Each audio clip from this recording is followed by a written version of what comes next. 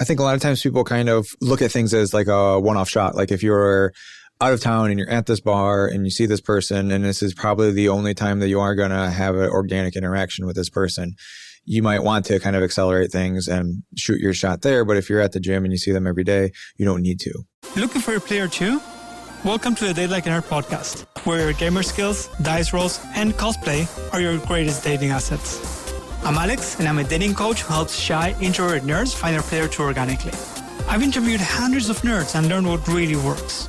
Here we skip the just be confident cliches and get real about how nerds actually meet their player two. Are you ready?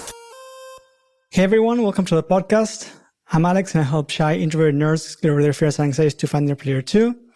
Today I bring you Jordan Yaklin, who's an online health and lifestyle coach who empowers gamers to reclaim their health, lose weight, and gain the confidence to become the main character of their lives. He has helped nearly 500 clients and is cursed with being the forever DM. Jordan, thank you so much for coming. Hey, thanks for having me.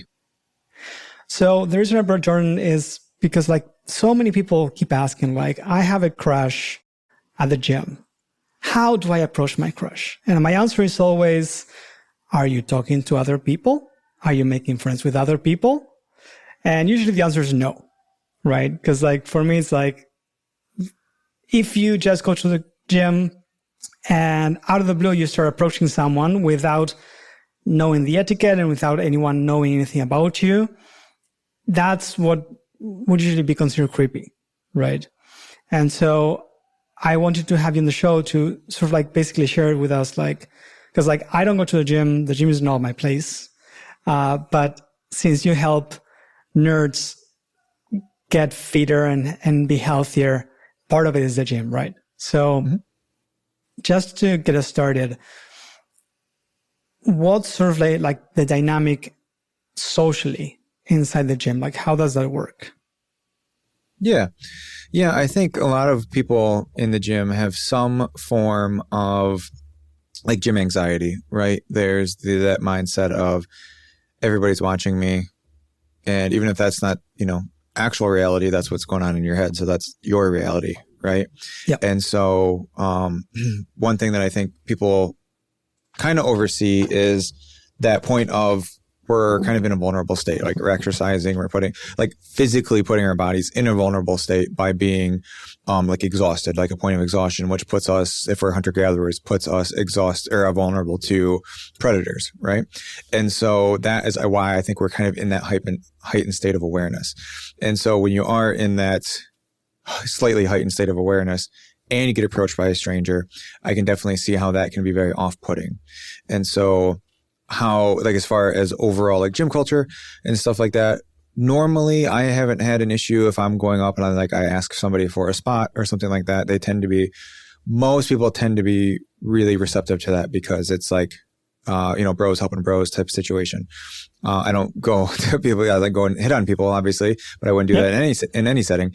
And so I think just kind of properly asking for help. If you don't know what a machine is, how to set up a machine or something like that, 9 times out of 10, if not more, people are going to be very happy to help you because you are making a conscious effort to better yourself.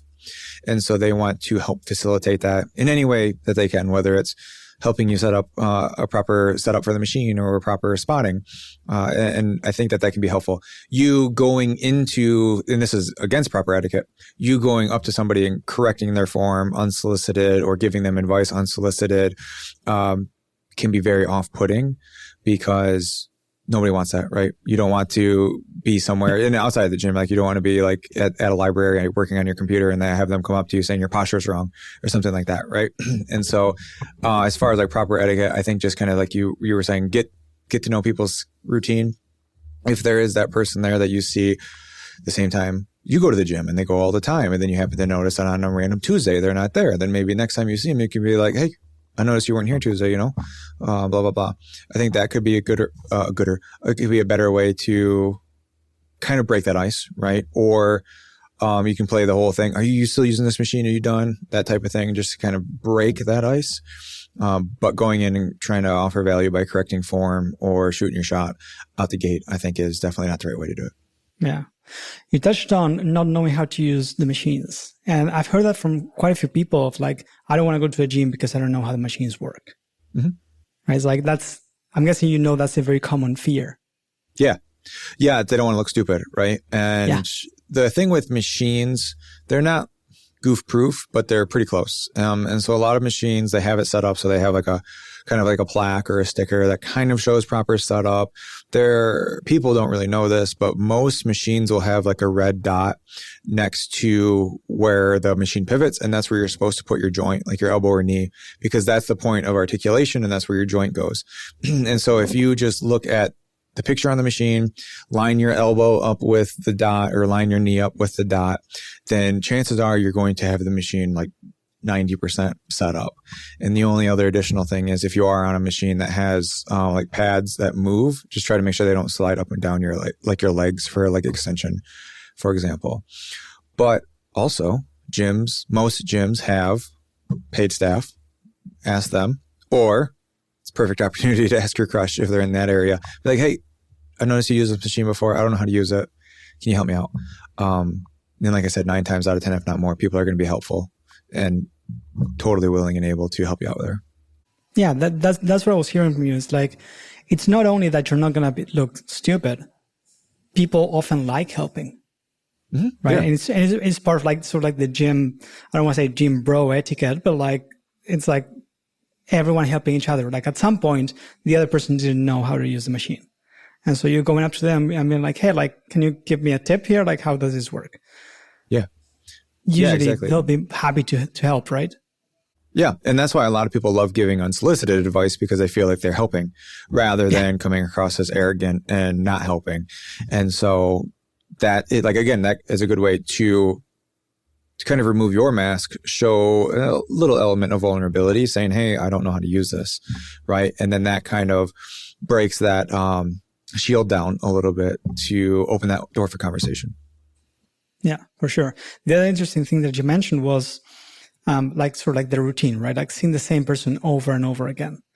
And one of the tips that I give for like meeting people, not just like romantically, but like to make friends and community within the gym is like, since most people have a routine of going at the same time, the same day, like you can start with just like a nod, right? And then the next time you see them, like, hi, then like you can work your way up to, hi, how are you? And so on and so forth. Yeah. Right. Is that what you usually find when you go to the gym or when people go to a gym? Yeah. Yeah. Like if you're going to a gym and you notice, like, again, that it's particularly like finding friends. So like if another guy's there, give them that nod. If they have a cool shirt, you can give them a quick compliment, nice shirt, bro, as you guys are kind of walking past each other. Like that type of stuff is, I think, way easier and much a lower barrier to entry than trying to like approach your crush. But you can do the same thing. Like if your crush has a cool superhero shirt on and be like, hey, I like that shirt, as you guys are, walking past each other. Yeah. And not having to sort of like force a conversation where you're like, I have to get the number right here, right now, or else everything is lost. Yeah. And I think a lot of times people kind of, look at things as like a one-off shot. Like if you're out of town and you're at this bar and you see this person, and this is probably the only time that you are going to have an organic interaction with this person, you might want to kind of accelerate things and shoot your shot there. But if you're at the gym and you see them every day, you don't need to, Yeah. Also, the thing with the gym and the thing with like the routine is like, you don't want to make the other person uncomfortable. Right? Yeah. Because like they also go at the same time to do exercise. They don't really want to have to avoid going or like going some other time because they didn't feel comfortable. Yeah. Because there's that creep there at the gym. Exactly. Yeah. Which is why like making friends and going slow and seeing how they respond would actually work better than just approaching the crush. Yeah. Yeah. It's kind of like a long con. You know what I mean? I don't want to say it's a con. Long game. I like Sure. long con because that's a phrase. It's a long game. Yeah. No, I know what you mean, but it's like, yes. Like also like the way that I see it is oftentimes when you have like friends with you and sort of like a community, you will tell someone like, oh, like I like that person, and they will push you to talk to them, right? Which is sort of like the opposite of the creep, right? Because like the creep is like someone who doesn't really talk to anyone, and then they just go and talk to their crush and nobody else. Versus I'm here, I have like 3-4 friends. I'm like, hey, like that person looks really cute, and they'd be like, dude, just go talk to them. Like, or even better, maybe that person is friends with some of your friends. Yeah. If you have like a local connection, a mutual connection, I think that can be really helpful, because then that could potentially spread outside of the gym to where you two are both at a party or game night or something like that. And then that crushes there. You guys already have that somewhat rapport built in because you see each other at the gym all the time. And so there's definitely a lot to it rather than just going in, shooting your shot. Because I think the people that say, just go in, shoot your shot, blah, blah, blah. It's like, to them, it's a numbers game. Like if I approach enough people, eventually somebody's going to say yes, but not when it's like, that is your crush. You don't want to shoot your shot and get shot down, right? Yeah. And also so far I've interviewed over 300 couples, and 70% of them started as friends, right? Yeah. So it works for 70% of couples so far. So why would you try to do anything different? And you brought up a really good point, which I was actually going to ask you about. Like, how do you take people out of the gym? Because I find that until you take people out of the place where you met them, you don't really connect with them. You don't really bond with them. Like you just mentioned, you make friends in the gym, and then maybe you're at a party with them, and then your crush is there. Like, how have you found, either you or your clients, that it works? That you meet someone in the gym, you either ask for a spot or ask how the machine works. How does that transition to meeting outside of the gym? Yeah, I think if you're at that place where maybe you've exchanged numbers and you're chatting and stuff like that, you start off going to another public area, like maybe grabbing coffee or grabbing dinner or lunch or something like that. Something I know a rule number one is don't go to the movies on your first date because you can't talk. And so I'm not talking about dates though. I'm talking about in general, because you said you go to a party with friends, right? And your crush is there, but you were there with your friends. Are there any types of for example, I'm just thinking if you have a D&D group, then you would be likely to go to an LGS to play Magic the Gathering, for example. Is there some equivalent for gym culture? You said people who go to the gym typically would also meet to do X. I don't know if I'm the best person for that, because I wouldn't necessarily fall into that gym bro culture. I would much rather be that person and playing D&D at your LGS. And so if I saw somebody who, if I was on the dating scene and I was approaching my crush and I knew that they had worn a D&D shirt or something like that, then that would probably be the route that I would want to go, is maybe, again, not a date, other people are around, maybe go and play Friday Night Magic or something like that. That's probably more so what I would turn toward. Yeah. Again, I'm not just talking about a crush, with friends, right? And same thing. Really, and it's really cool that you said I'm not a gym bro, but I'm guessing that you go or have gone to the gym. And in the same way, if you say, okay, I would meet them for D&D, right? I would meet them for doing something a bit more nerdy. How do you bring up your nerdiness? How do you show it? Is it a shirt? Do you mention it when you're talking? I pretty much wear it on my sleeve, literally. But yeah. So this is kind of a hard question, because most people that I find mutually are nerds. And so, and I also don't think that you should hide your interests by that. So it's if you're meeting somebody and you are somebody who just wears plain clothing all the time, and you're trying to meet, you're trying to hang out with people and trying to find another friend circle or more people to bring into your network, then I would just kind of, through small talk, through rapport building, just figure out what their likes are, their hobbies, their interests and stuff like that, just through normal small talk, right? That's what we all love talking about ourselves. Get somebody talking about themselves. So, what do you do when you're not in the gym? And if they're like, yeah, I like playing games with my friends, boom, that's your in. And so then you can either invite them to play games together if you have a local spot that you guys go to, stuff like that. Yeah. So where I am, I've been going to paddle, which is sort of like tennis. And you would not associate paddle with nerdiness. But it happened already 3 times that I was talking to people, and I randomly said hey, do you guys like board games? They're like, oh, we love board games. We absolutely love board games. I'm like, cool. I have a WhatsApp group. We meet almost every week. Do you want to join? Yes, please. Cool. And like, until I brought it up, like it didn't really come up in conversation. Right. So you kind of had to like put that out there. That's yeah. And you get that information through like small talk, right? Yeah. Oh yeah, for sure. Yeah. Like I think I started talking about like, because I lived in Canada and somebody had a sticker of Banff, which is where I lived. I was like, hey, whose bottle is that? Like who went to Banff? And someone's like, oh, me. And that's how I started talking. Right. Nice. Totally unrelated. When we're talking about like, when we're discussing about like the topic for the interview, you mentioned about like safe spaces. Mm-hmm. What did you mean by that? Like, can you sort of like introduce the idea and what you wanted to share with that about that? Yeah. So a lot of time, again, kind of circling back to what we talked about originally, a lot of times people see that gym as that heightened state of awareness, that anxious, you have that gym anxiety, everybody's staring at me, blah, blah, blah. And that's because you don't, or recently haven't belonged to at the gym, right? And so you are entering somebody else's safe space to where these people, a lot of people who come to the gym, they come to the gym very regularly. This is their time to relax. This is their time to unwind. This is their time to physically work out all of that mental stress and anxiety that they have. And so they might actually be keeping an eye on you. So that way you do practice proper gym etiquette and you respect their safe space the way that should be respected. And that's not necessarily saying you must know the unwritten rules or the hierarchy of the gym. It's just, wipe down your machines, put your weights away.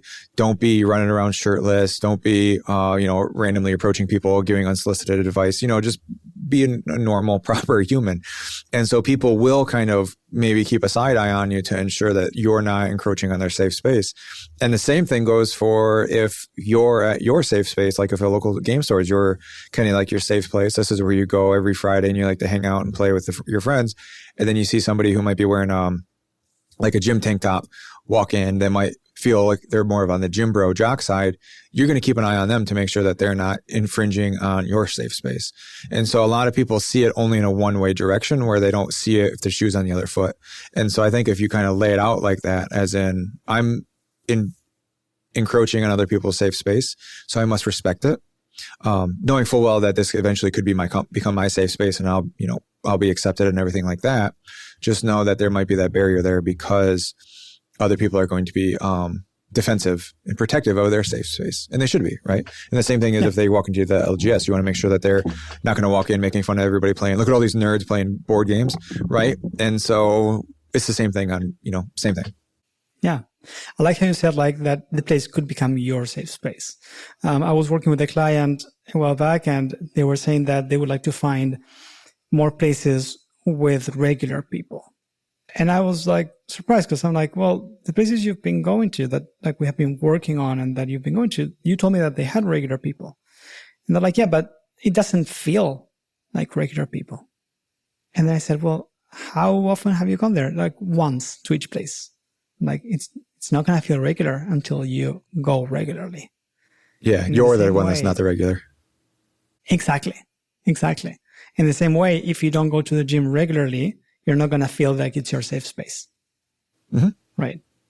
Like I often talk about like, so I'm a digital nomad, so I change cities every 3 to 6 months. And every time I go to a new place, I meet new people. The first day, I'm like, what am I doing here? This is weird. I don't know anyone. Like I feel stressed. I feel out of my element. And I've been doing this for like 6 years, right? Like I should be used to it, but I'm not. And then like by the second time, maybe I recognize a face or two. Somebody maybe recognizes me, even remembers my name, even though I don't know anybody's names. And then like by the maybe 4th, 5th time, it's like, I know which people I like to hang out with. This feels known. It takes some time, right? Like, yeah. How long do you think? Maybe like it's the wrong question, but like how long do you find that like your clients take until they're comfortable going to the gym? Ooh, that's a good question. I don't know if I have a specific time because probably half my clients don't even work out in the gym because that's a barrier that they don't want to overcome just yet. And I don't know if there's a proper time, but I definitely know that a lot of people start off not wanting to work out, right? They don't like working out. They see it as a stressor versus a stress relief. And a lot of times in our programming, there is a time where I get a message saying, holy crap, I had a really stressful day. And all I could think about was, I can't wait to get home and work out, or I can't wait to get to the gym and work out.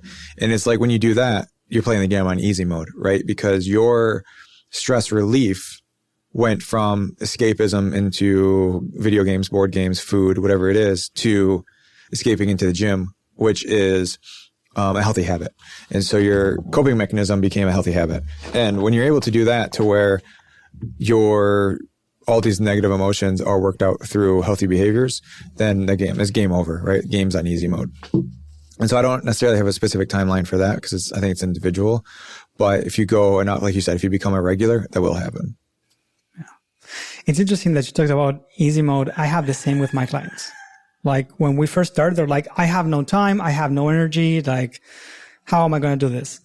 And then after maybe like a month or maybe 2 months, they're like going out like 2-3 times a week and super happy and super energized. And I'm like, this is great. This is amazing. And we went to do this and went to do that. I was like, I went salsa dancing. And I'm like, you went salsa dancing? Like, you never mentioned that you like dancing. They're like, oh no, my friends suggested, so we went, And even like on my Discord, somebody was like, yeah, I have no time. I do work and then home. And somebody jumped in and said, yeah, like I thought the same thing. But once I started enjoying it, I realized that it energized me rather than taking away energy. And it feels like with the gym, it's pretty much the same thing. Yeah.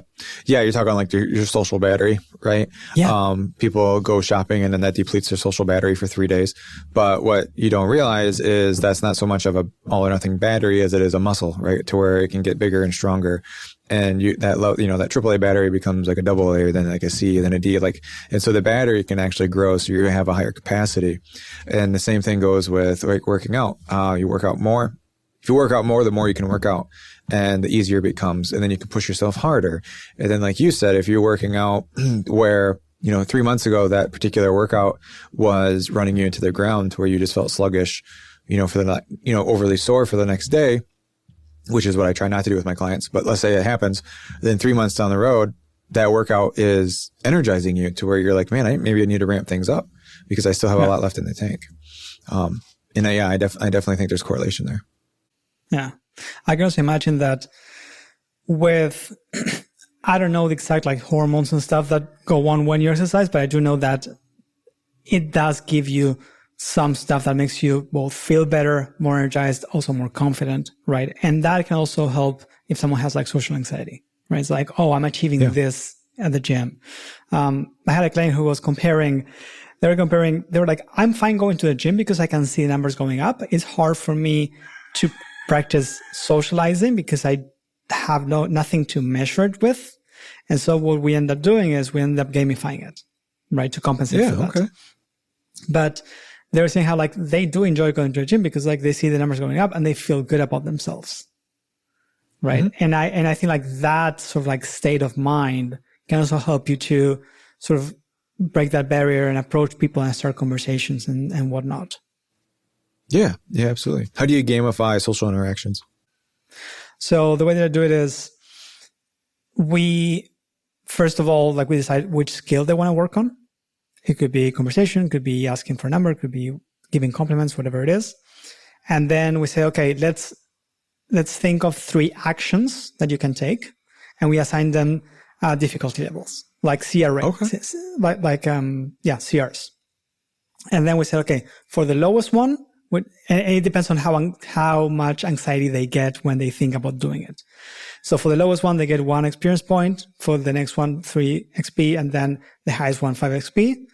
At 30, they level up. And to me, there are like 2 keys in the process. One is giving yourself XP right after you do it, so that you can get the dopamine associated with the action. And the result doesn't matter. It's not like you say, I want to get a number, so I'm going to give myself XP when you get a number. A rejection is still experience, right? Yeah. Because you did that thing. So it's all on you. It's all like what you do, and it's all in your hands. And also like you're the one deciding what's harder or what's easier. It's not like I come with a template being like, hey, this is the way. And the other important thing is once you level up, you, first of all, delete all the XP, give yourself one extra level, and think about where you were before and compare it to now. And that is key, because I'm sure you know this with the gym, like people don't really notice the difference because it's so slow and so gradual. Mm-hmm. And you either need, in your case, you would take pictures. I can't take pictures of my clients, like right, confidence, yeah, exactly. But like in your case, it would be like taking pictures, right? And it's like, oh, look where you were and look where you're now. Or like, look how much you used to lift before and how much you're lifting now. In my case, it would be like, oh, like think about like how before you couldn't ask for a single number and now you ask for like 5, right? Just to say an example. Yeah. But unless you do that looking back, it doesn't really feel like progress. You see the numbers go up, but it doesn't really feel like progress. So that's how I do it. Nice. Basically. Nice. I like that. I had a conversation with a client today who one of his goals is becoming less socially awkward, using his terms. And one thing we talked about today, he was just telling me like how, because he did a social experiment is what he calls it. He went to the bar and he just was like trying to figure out proper interactions and stuff like that. And he was saying that he felt a lot more calm and comfortable. And there's a thing in sales where you have to get comfortable in silence. And the problem is like a lot of times when people are quiet, like if I ask you a question, you say something and then you stop, you could be thinking of an extension to that answer. And that could be where more deeper meaning is. That's where like we go below the surface level. And if I'm not comfortable, giving you a 2-second pause, I could be interjecting in there, completely derailing that train of thought. And so being comfortable is just sitting in silence and not over analyzing everything. It's like, oh my, is he mad at me? Is he bought in? Am I annoying him too much? And then you just go into like this rambling, right? Of just trying, kind of like what I'm doing now, this rambling where you're just trying to, fill that void, fill that silence is, I think, very important in just like normal social interaction, because you don't always need to be talking, and not every, nobody has to be talking at all the times. You know what I mean? Yeah. I am not surprised that your client tried the bar. What's the right word? I'm not disappointed. That's not the right word. I would like for people to not try to start there. I have no idea how to talk to people at bars. Right. I don't drink alcohol. Every time I've gone to a bar and I interact with people, like I've gone with my friends and there's other people there, I'm like, I have nothing in common with these people. I'm not comfortable. This is not my space. I tried. Right. And I consider myself fairly social. I have to, because I keep moving around all the time, but the bar is not somewhere that I'm comfortable. Mm-hmm. Instead, what I suggest to everyone who wants to like work on their social skills is like find somewhere where you have like a topic of conversation that you really enjoy, right? And that could be like, let's say, a local game store where they're playing a game that you like playing. It could be some activity, some hobby that you really enjoy, and then you know what to talk about. Mm-hmm. It's so much easier rather than going to a bar where it's like you could like anything and everything, and I have no idea, and I have to figure it out. Yep. How come your client chose the bar first? I think he was going with friends, and so I think he went with his local circle, and I can't remember if there was somebody in that circle that he was trying to get closer to or what, but he was just kind of feeling out his social awareness, I think is what it was. Right. So I don't think he went in cold turkey by himself and was like, I'm going to find a mate today. I think I just think he was with friends and trying to feel out social interactions. Okay. That makes more sense. Yeah. It's just like often when people say like going to a bar, I'm like, I imagine someone who already feels socially awkward, who's already not confident, standing there with the drink being like, how does this work? Yeah. Which one am I approaching? Yeah, exactly. Cool. So like going back to gym culture, like making friends at the gym, like you already mentioned, like you start slow, like with just like something casual, just small talk, and then trying to find out if they like something that you might like. You can wear a shirt that shows something that you like. I think that's a really cool idea. Are there any tips or anything else that you think like people should either be aware of or that they might find useful if they want to just like socialize and meet people at the gym?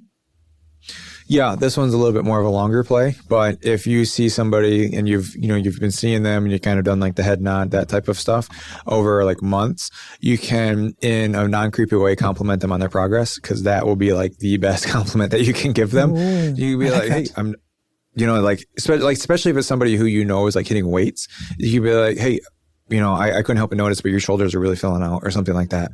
And, again, leave it very platonic. And people be like, you're crushing it unless, it's showing that. Yeah. So don't say, I like your ass. Like your ass looks great. Yes, now. Exactly. That's not acceptable. Exactly. I mean, if you're trying to make a, guy friend, that might work, for us guys, sure. But, but yeah, just compliment them on their progress. If they're on a weight loss journey, you can be like, hey, I couldn't help but notice you lost a good amount of weight. Awesome job. Keep that up. That type of thing. But, yeah, that's kind of like a longer play. Obviously you're not going to do that on day 2. But sure. Like I didn't think about it before, but like, so I restarted playing paddle. I used to play paddle like in the 90s, a very long time ago, just friendly. And so I started now and I just sucked.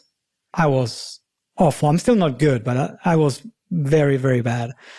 And after like a month or two, people started being like, hey, I'm seeing like you're making lots of progress, great work.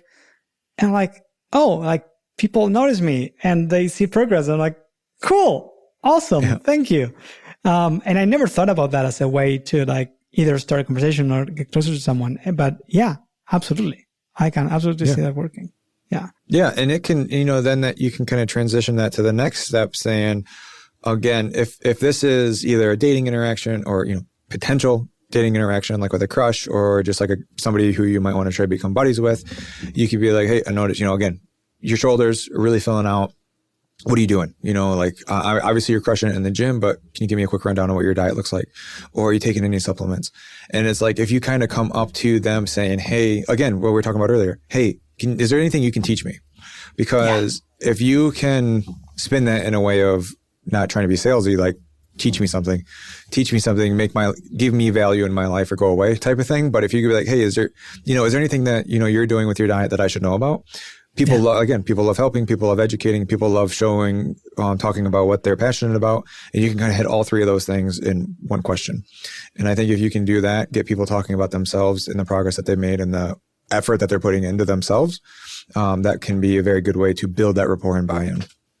Yeah. I like that you said effort, because that is absolutely 100% correct. It's like they're putting effort into something.